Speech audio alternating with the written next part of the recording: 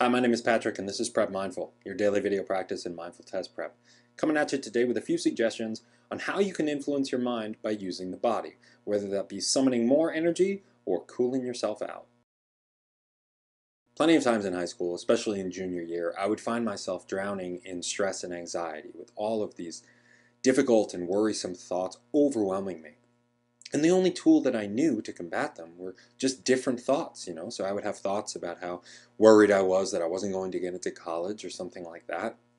And instead, I would respond to that by trying to think of things that were more calming or how things would be okay no matter what happened. But this ended up just becoming a jumble of thoughts, and even more overwhelm ensued. Since then, I've learned how I can use the body and my own physiology to influence the mind and even just the sheer number of thoughts that come out of it. You'll notice if you ever take your pulse that on your inhales, your pulse is a bit quicker than it is on your exhales.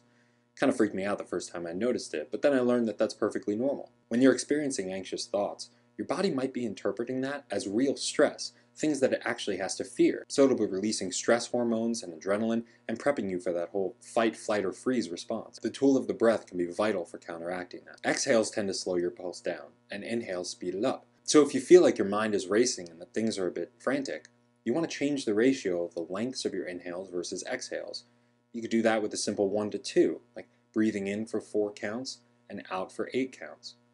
If you do that for a minute, you'll see that you feel way different than you did even just a minute ago, because you're sending the signal to your body that we are not under threat.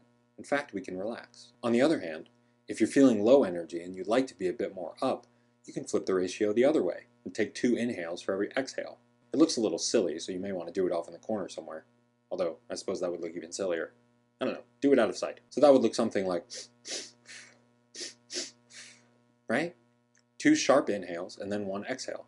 You do that for 30 seconds and make sure you don't get too dizzy and pass out, but you'll feel this energy coursing through your brains as your blood becomes more and more oxygenated. Obviously, there are a ton of techniques you can use to affect your energy levels, but these are the first ones that I turn to. If I want more energy, let me increase my inhales, take them in sharply.